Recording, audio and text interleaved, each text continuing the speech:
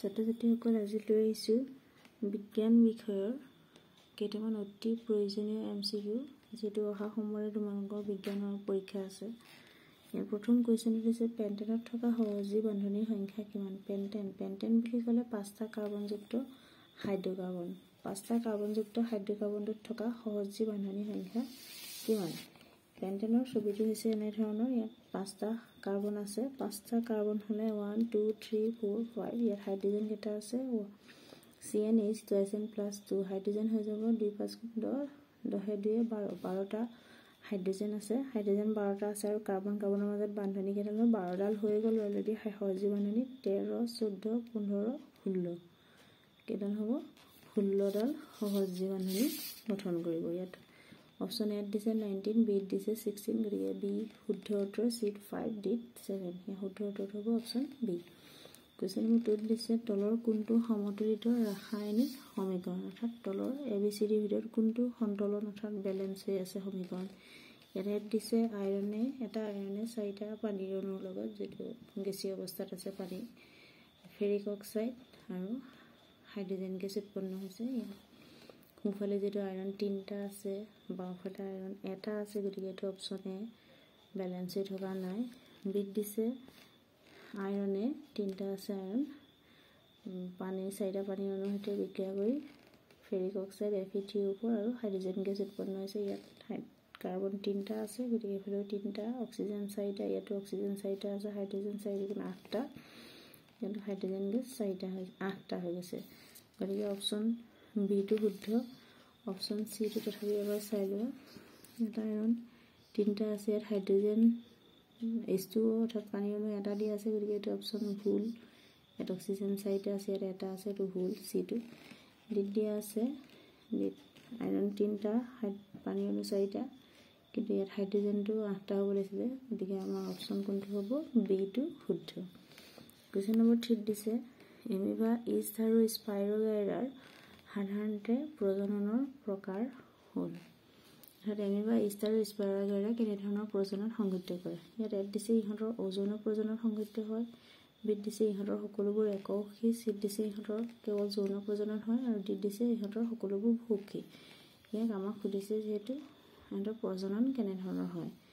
ইয়াত amoeba east স্পাইৰোগাইৰা ইহঁতৰ সকলোবোৰ এককোষী হয় কিন্তু ইহঁতৰ প্ৰজননৰ বিষয়ে সুধিছে গতিকে আমাৰ অপশনটো হ'ব ইহঁতে অযৌন প্ৰজনন কৰে অপশন এ টো শুদ্ধ।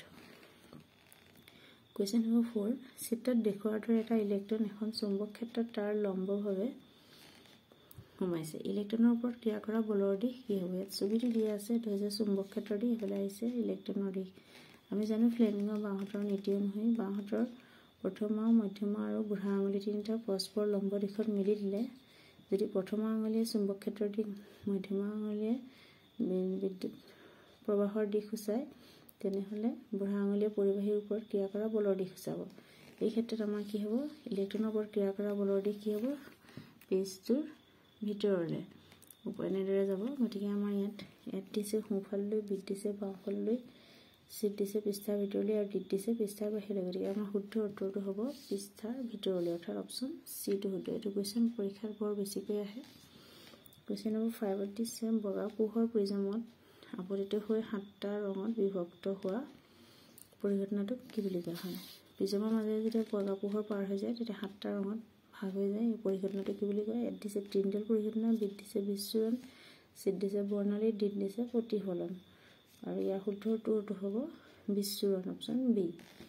কোৱেশ্চন নম্বৰ 6 এগৰাকী মহিলাই অনিয়মীয়া ঋতুচক্ৰত ভুগি আছে কোনটো বিকল্পই এণ্ডক্ৰাইন গ্ৰন্থিৰ পৰা মহিলাগৰাকীৰ শৰীৰত অভাৱ হোৱা হৰম'নটো দেখুৱাইছে। এগৰাকী মহিলাই যদি ঋতুচক্ৰ অনিয়মিত হয় তেনেহলে কোনটো এণ্ডক্ৰাইন গ্ৰন্থিৰ পৰা মহিলাগৰাকীৰ শৰীৰত যে হৰম'নটো মানে নিখৰিত হয় যিটো হৰম'নৰ অভাৱ হৈছে সেই হৰম'ন কেইটা দিয়া আছে A oestrogen B testosterone C adrenaline আৰু ডি দিছে থাইৰক্সিন। যিটো কৈশোৰ কালত মহিলাৰ বা ছোৱালীৰ ইষ্ট্ৰজেন হৰম'ন নিখৰণ হয় গতিকে আমাৰ শুদ্ধ উত্তৰটো হ'ব option A oestrogen. Question number 7 দিছে কোনটো বিকল্পই জীৱাশ্ম ইন্ধনক শক্তিৰ উৎস হিচাপে ব্যৱহাৰ কৰাৰ অসুবিধাত ব্যাখ্যা কৰে, কিন্তু মানে জীৱাশ্ম ইন্ধন ব্যৱহাৰ কৰিব নালাগে বা ব্যৱহাৰ কৰিলে আমাৰ অসুবিধা হয়। ইয়াত অপশ্যনকেইটা দিছে, ই জ্বলিলে বায়ুমণ্ডললৈ ক্ষতিকাৰক গেছ নিৰ্গত কৰে। জীৱাশ্ম ইন্ধন জ্বলালে ক্ষতিকাৰক গেছ সৃষ্টি হয়। বিত দিছে, ইয়াক পৃথিৱীৰ গভীৰতাৰ পৰা নিষ্কাশন কৰা হয়, পৃথিৱীৰ বহু গভীৰৰ পৰা ইয়াক নিষ্কাশন কৰা হয়। আৰু চিত দিছে, ই জ্বলন প্ৰক্ৰিয়াত অক্সিজেন ব্যৱহাৰ কৰি জীৱাশ্ম ইন্ধন জ্বলোতে অক্সিজেন ব্যৱহাৰ কৰে হয়।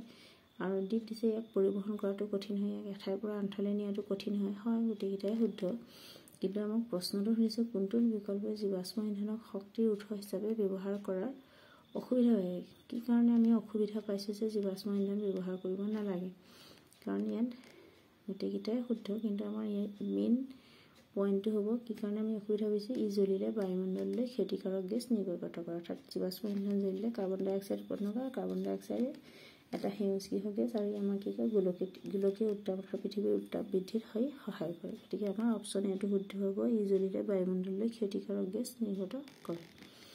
তাৰপিছত প্ৰশ্ন দিছে, মৌল PQRS আৰু Tৰ পাৰমাণৱিক সংখ্যা ক্ৰমে 2, 4, 7, 10 আৰু 20।